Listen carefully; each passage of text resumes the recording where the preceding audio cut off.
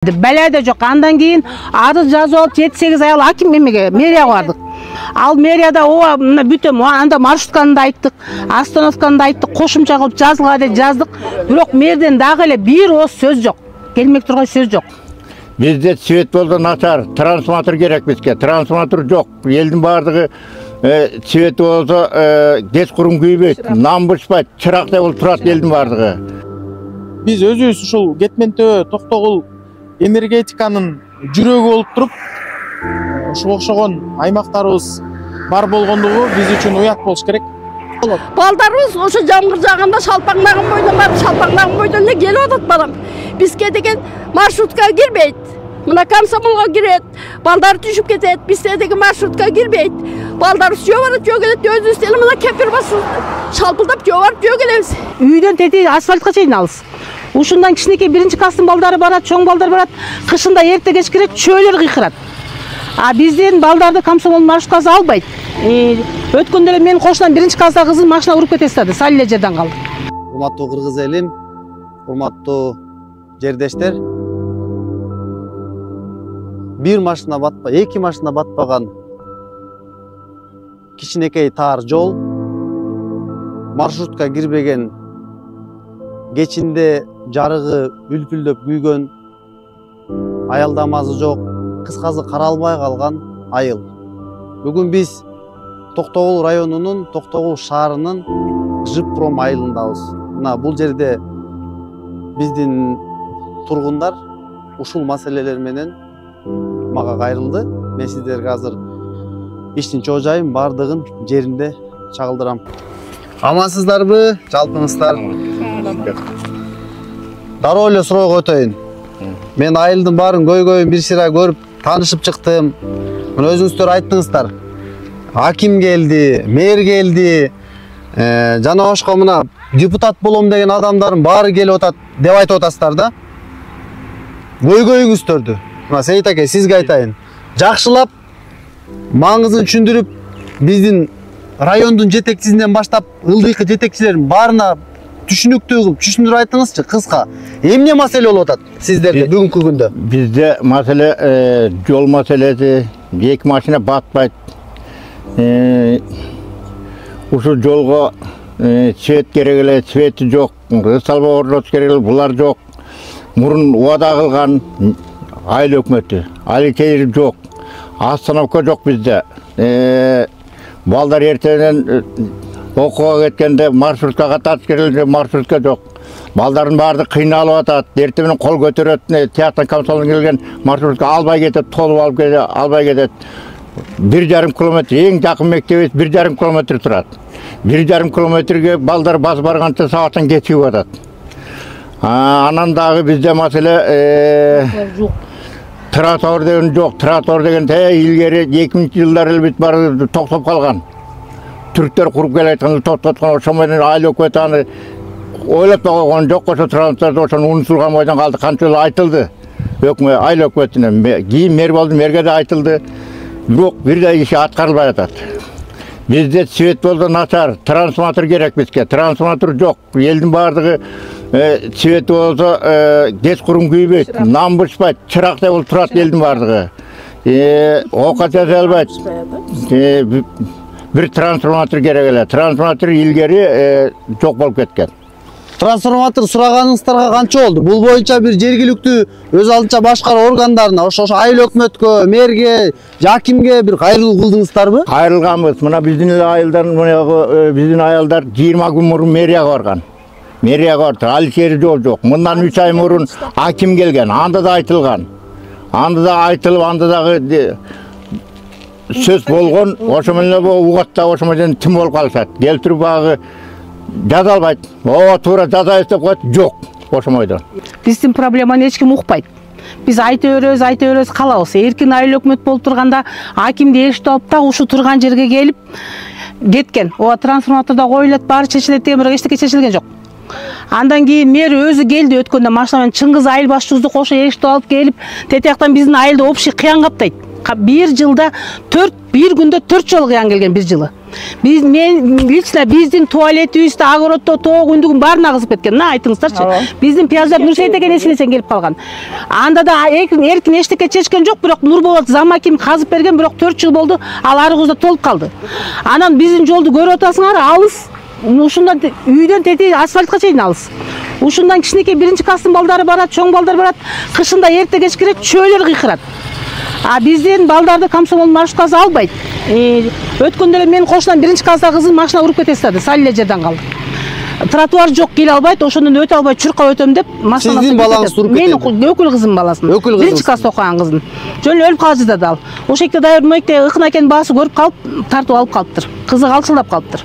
Ошон үчүн бизге тротуар болсо, кичине балдар бекинип жан чачынан токтоп тура турган бир остановка болсо, анан эгер мүмкүн болсо чын кызга айтып тилибиз тешилди, мо талдарды кырктыр десек деле ооба дейт. Ушеке бир 2 машина шагыл төк берсе ооба дейт, бирок чын кыз бизге келбейт. Негизи биздин айыл башчы бизди карабайт деле. Бизди эч ким карабайт. Депутат болордо бүт келишет. Жуппром бизге жакынсыңар, биздин айылсыңар, биз силер мененбиз дейт. Бирок элементарный жана Кызылкумду бизге 2000 түшүрүп берет. Комсомолго 1000 түшүрөт. Анан ошол айлананын баары эле комсомолдун жери, огороддорун сугарат да жолду суга тачат. Анан эле Жупромдор жаманатты сууну бизге бербей атат, Жупром басып жатат. Свет жок, биздин илгерки трансформатор бүт сатылып кеткен. Общий кошуп неке бир чоң трансформатор кошуп койгон. Азыр жайында деле нанбушпайт. Кышында тем более жарык берсе сүйүнөбүз. Бул жаңы келген мэр өзү келген мен аябай сүйүнгөм, Чыңгыз Өкө келген. Мына эженин да эшигин кыян каптап, эже да аркасынан эчип ыйлап үйгө чейин барган, эшигиме суу каптап атат. Жаңгыз бой аялмын, колумда 90 жашта кемпир бар десе, ооба 3 күндөн кийин келебиз деп 3 ай болду. Ошондо 3 ай мурун келебиз дешкен. 3 айдан мурун өзү келем деген, трактор берем деген. Андай мен айыл башчы алсам айтты, тендер менен утуп алган трактордун запчасы жок болуп атат, запчасы келсин деди.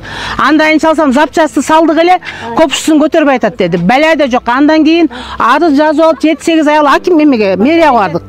Ал мэрияда ооба мына бүтөм, анда маршрутканы да айттык, остановканы да айттык, кошумча кылып жазылга деп жаздык. Бирок мэрден дагы эле бир ооз сөз жок. Келмек турган сөз жок. Ошончо айтып атпаймынбы, депутат болорду эле баардыгы келет. Бирок депутат болгондон кийин бизди унутуп эле калышат да. Ошол. Кыскасы жетим айыл. Жетим айыл. Анда азыр мындай кылыңыздар, жалпы биригип туруп, ошол жеринде көргөзүп берип коюңуздар магачы. Анткени бул мен эмес, жалпы эл көрсүн булардын иштеп атканын. Ошолор баазын берсин, андан сырткары өздөрүн көрсүн. Маселе бар экенин көрсүн. Маселе толтурат. Анда ошол жерде тротуар жок экенин, канча километрби, метрби, канча метр басып чыгасыздар. Эми бул жаш балдарга да. Айты тротуар биягында болсо чоң суу агат. Биягын болсо Токтогулдага тиешелүү деп решетка менен тосуп койгон. Только асфальт менен басыш керек да балдар. А маршрутка жок. Асфальттан өйдө көрүп атасың, тети тоон түйнөп барат балдар. Түндө кечинде, кышында эрте кеч кирет, ити да кабат, чөөзү да кыйкырат. Балдар эмес, биз коркобуз караңгыда, чөө кыйкырганда. Бул абдан өтө оор маселе, оор көйгөй, чоң көйгөй, жашоочулар үчүн көйгөй. Анткени мен ушул чөлкөмдө жашап чоңойгон бала катары, мен да ушул трасса менен, ушул жол менен гимназияга барып келип окугам. Жамгыр да калчык, кар да калчык. Ал кезде транспорт аз эле, бирок азыр транспорт Кудайга шүгүр жетиштүү. Жолдо өзүңүздөр көрүп тургандай, даже чийинди жок, эч кандай условия жок, же остановка жок. Берде жаш балдардын коопсуздугу каралмак турбай, даже ал коопсуздугу жөнүндө сөз сүйлөгөнгө невозможно. Жаш балдар эртең менен сабакка ушул жол менен барат, ушул жол менен келет. Эч кандай жарыктандырылган эмес. Ит талап кетиши мүмкүн. Чөө ыйлап айлананы ушул жерге чейин чөөлөр келет атат кыш мезгилинде. Трансформатор жоктугунан бул ушул аймакта нан бышыра албайт. Жергиликтүү жашагандар нан бышыра алышпайт. Биз өзүбүз ушул Кетмен-Төбө, Токтогул энергетиканын жүрөгү болуп туруп, ушуга окшогон аймактарыбыз бар болгондугу биз үчүн уят болуш керек. Могул жолдорду чоңойтуп, кеңейтип, жарыктандырып, талдарактарды бир аз калыбына келтирип, кыркып коюуга эч кандай бир чоң деле каражат талап кылынбайт. Буга жөн гана каалоо жана эрк жана аракет керек деп ойлойм. Биздин келечегибиз болгон өспүрүм окуучу балдарыбызга кылган кайдыгер мамилебиз бул Кыргызстандын келечегине кылынган кайдыгер мамиледе эле көрсөк болот да. Сен убагында сен жоғары окугансың. Азыркы балдар машинанын астында калып атпай, сен экөөбүздүн убагыбызда машина жок болчу мынча. Кече Мишанын кызын чүт жерден уруп кете жаздады. Жарыкты койсо болот. Анткени күн кеч киргенде таң атканча чөйлөр кыйкырат. Ачык эле да. Ошону айтып атабыз. Ошону айтпайсызбы? Жалаң эле жарыкты койсун деп айтып атам мен. Балдардын эмеси эмес. Жайында чычканда кышында ошекте. Даже мен караңгыда бирдекеден калып кетсем корком, мына Нурсет экенин түшүнөм мен чөйлөр кыйкырып атат. Маселе тиги куптанайын, тиги жалгыз. Анан эмне дейсиң? Ана сен кичинекей балдар жөгөнсүң деп атасың анан кийин. Ошону айтып атпайбы? Чөйлөр келип кыйкырып атпайбы? Ошону айтып атабыз. Жок дегенде могу Орман акенин тушуна чейин маршрутка келип койсо, ошектен эртең менен класста алып барып койсо, анан кечки класста алып келип койсо деп атабыз. Биз жөө эле жүрө беребиз. Кичинекей балдарды деп атабыз. Анан Мусталаке, сиздин го машинаңыз бар экен, ары бери жүрөт экенсиз. Жаш балдарчы, машина айда албайт да. Апа деп кире албайт. Булардын машинасы жок. Алар кандай болот? Мен машина айдаганды билесиңби деп сурабайсыңбы биринчи? Жок, устал, бери карасаң. Сиз го, сиз сүйлөшүп алат экенсиз. Тиги Аудини токтотуп отуруп кетип калат экенсиз. Жаш балдар кантет киребиз? Жок, Энелер кантет бердичи? жаш балдар мен. Жесир аялдар кантет, башкалар кантет, кемпирлер кантет? Мен жөйлөр окуп келген ушул мектепке, ошо жерге. Балдарым окуп атат, мен окугам мектепке. Садиктен алып келе албай кыйналып атам, садиктен. Эртең менен апарып калыш керек экен. Анда 9га чейин апарбасаң киргизбей коет экен, 9дайын уже тамакка испсоо кетти деп коет экен. Кечкисин алып келиш керек экен. Бул больницада жатып калды эле, жөнүнө эсмоду. Тигинен буга чейин баспайт экен 2-шар балаң. Же көтөрө албасам. Балдар кеч калып атпайсызбы? Кече тиги балдарды өзү эле тарбия берсек болот, мугалимдерге эле такап тура бербей. Эрте тургуз жөнөтө эле сабагын карап. Бул ти 20-кылымда калып кетиптир бул акечи. Жүрүңүздөр. Кууштугун айтып берсеңиздер. Мисалы, кээ бир кез учурда жөө басып каласыздар да туурабы? Жол бозо тиги жүк менен келаткан машина, жол бозо 2 машина келип калган, ушу жолду айтсаңыздар. Мен айтайын дегеним мындай да, басып келерсиздер, басып келерсиздер. Айтайын дегенимчи, чоң шаарларда пробка болуп атат да, чоң шаарда. Могу айылда эмнеге пробка болот, мен таң калам. Мондай пробкалар болот да мынакей. Көзүң чугуп кетет караңгыда келатканда. Муну 40 десең жердин ээлери бербейт деп койду чыңгыз. Өткөндө биздин ушул мына көчөнүн Сулайман көчөсү да, ошонун балдары кыркып реттейли десе, ээлери бербей коюптур. Өзүбүз кыркабыз деп, бирок кыркан жок. Ошолор 40 чыңгыз эле кыркпаса кыркпай койсоң, кыркып эле десе, биздикилер тазалайт болчу, уборка кылабыз деп жазда балдар жуунса бербей койду эмелери. Өзүм могу жолдун кенендиги канча метр? Илгери кандай эле Сейит аке? Муну 8 метр беле. Азыр 6 метр болду. Азыр 6 метр. Канча басып келатасың азыр? Аябай алыс. Балдарыбыз кечинде сабактан кеч тараганда алар тосуп барганга биздин мүмкүнчүлүгүбүз жок. Алар кечинде коркуп, телефондон кайда звонок кылып, качан менин ким тосуп алат деп ыйлаган күндөрү да болот да балдардын. Биздин үй менен чоң трассанын ортосу өтө алыс да. А балдарыбыз канча метрдей? Үй сиздин үйүңүздөн азыр трассага чейин. Көп кой. 500 метр го дейм. Анан балдарыбызды мектептен чыккандан кийин алар азыр 6 саат окушат. 6 сааттан кийин маршруткалар токтоп калат, кээде жетишпей калышат. Ошондо такси менен келгенге да туура келип калат.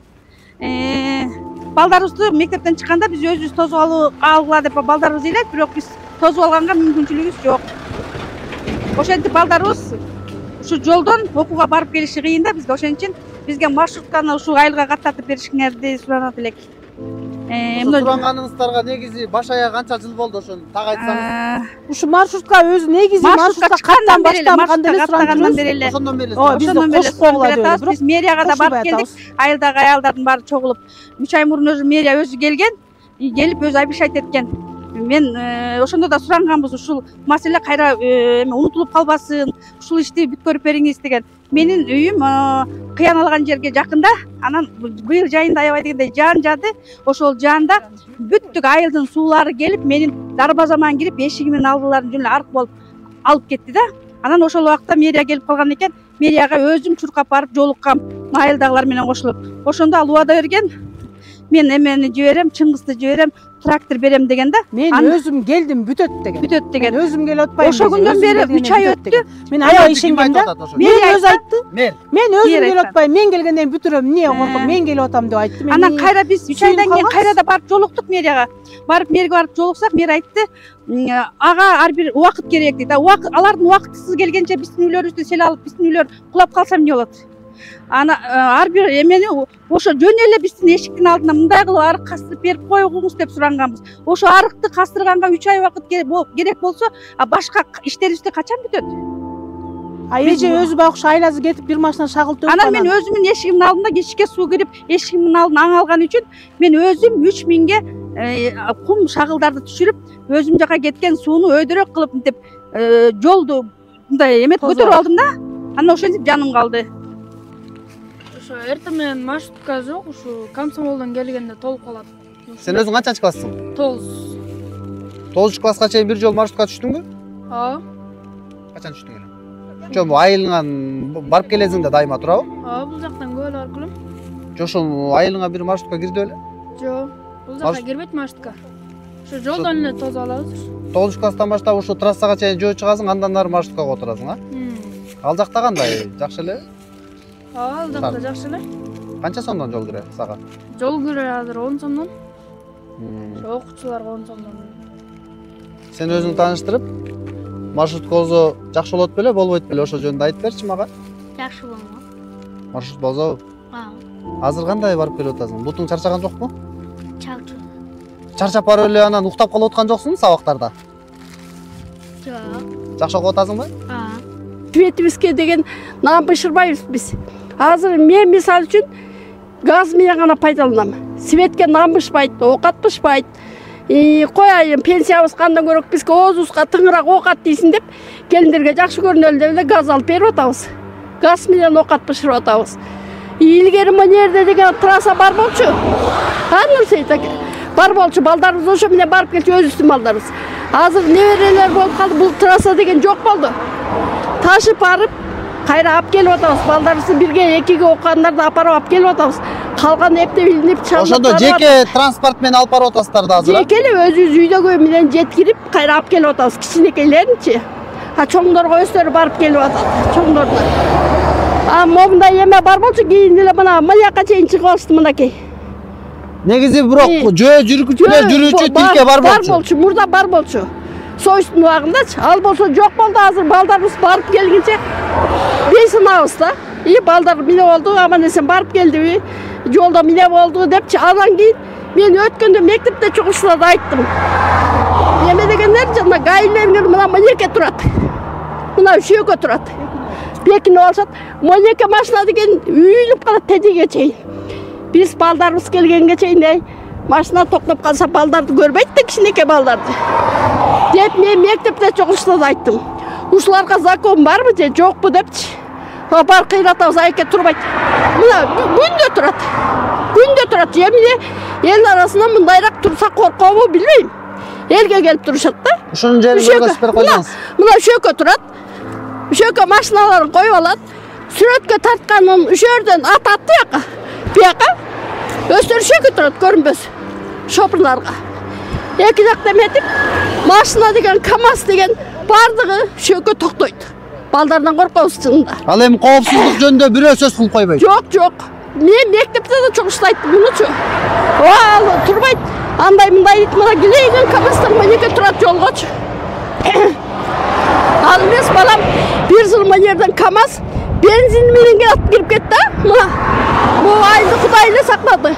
Атылып кетсе эмне болмок? Буякта канча деген эл жашайт бала чакасы менен. Жок, эч чечилбейт. Бизде өзүдө айыл башчы жок бизде. Айылдык депутат жок. Биздин Можипромду эч ким карабайт чындай келгенде. Биз айылдык. Башая канча түтүн бар бул жакта? Канча түтүн бар? Канча жашоочу адам бар? Я. Канча адам бар? Канча?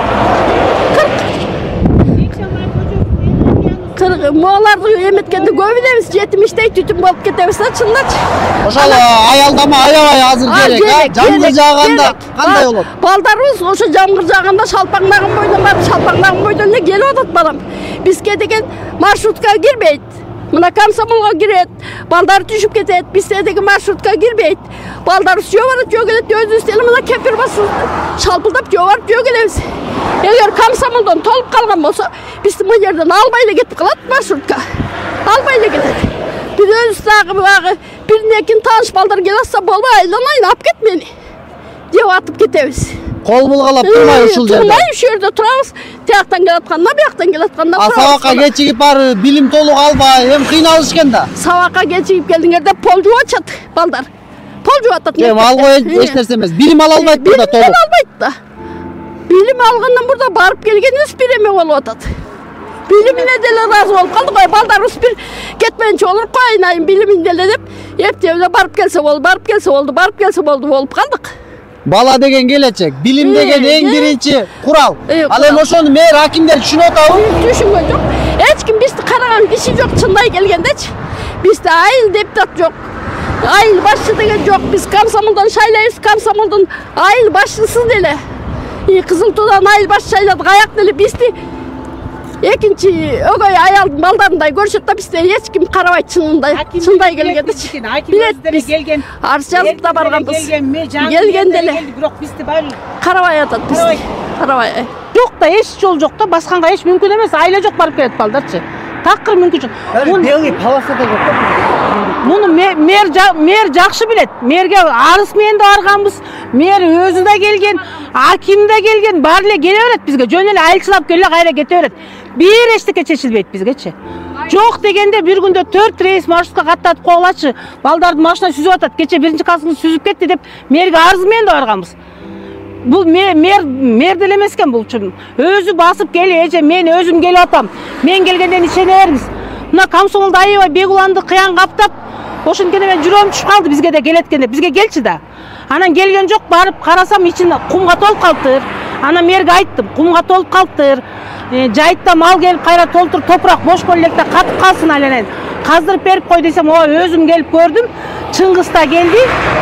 Тракторубуздун запчасы жок, тендер менен өмөткенбиз, кайра иштебей атат деп койду. Мэр деле келген жок. А мына ушу биринчи класстын кызы машина сүзүп кетейин деди деп дагы апасы бар ыйлап айтты. Инвалид коляскада балам бар. Мен кызымды алып келе албайм. Кызымды машина сүзүп кетип, күйөөсү башка жакта иштейт. Күйөөм сөктү, энеңдиске эмне мен карабайсың, эмне кылып отурасың деп. Мен кызымды алып келгенче балам шымына чычып алыптыр дейт. Мойнуна жетип калыптыр деп ыйладым мэрге барып. Инвалид балам бар, бирок жок, эчтеке чечилген жок. Ал баласын караганда кызын алып барып келген киши жок. Кызы биринчи класста өзү барып келиш керек. Коляскада баспаган баласы бар анын. Ыйлады бак, мен кызыма кетип калсам балам карай турган киши жок, балам карасам кызым алып бара турган киши жок деди. Атасы иштеп отурса анын балдарын ким бакмак эле? Бирок мэрден бизге эч жардам болгон жок да, кыскасы. Мэрдин жок дегенде ушу биздин арыз менен барган трансформатор деп жалдырабыз. Кыш келатат деп кайра айттык. Ал деле жок. Маршрутка алсам деле дайын жок, эчтеке жок да, даже ошо өзү келип көргөн кыян каптаган арыкты казып бербей койду, анан эмнени үмүт этебиз мэрден? Трансформатордун көйгөйүнө канча жыл болуп калды баш аягы? Трансформатордун көйгөйүнө 4-5 жыл болуп калды. Чыңгыздын биздин айыл башчысын обещать эткенде 3 жыл болду. Жердин маселеси баягы күнү айттым, чыңгыз эмне болду десем, жердин маселесин чечип келдим, баланчанча июльда деген, анан жок ошо боюнча ал деле. Ошо мэр мындай өзүн кандай десем, элдин атасымын деп ушака иштейин деп келип аткандан кийин канча бир 7-8 аял бардык. Бир күн барсак кабыл албай койду. Бир күн барсак Жалал Абадка кетип калыптыр. Эртеси барсак да саат 2 дейин десе болбой кирип алып жалдырап, бизди угуп койчу деп айтып келгенбиз, арыз таштап келгенбиз. Жок, анда мэр деле иш. Мен звонить этсем, звонить этип да көрдүм. Ооба, чечилет эже, эсимде деп койду, жок. Анын эсимде бизге эмне кереги бар, кылып бербегенден кийин.